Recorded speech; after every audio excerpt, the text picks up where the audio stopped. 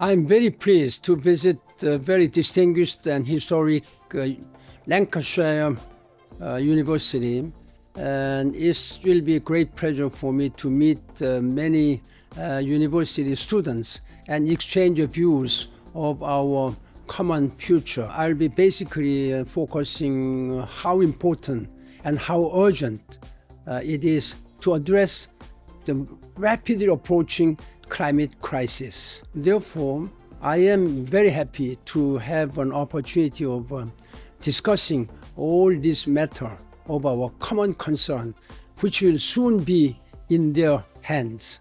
I have always been emphasizing the importance of empowering the youth, the students, who will soon become the leaders of our society.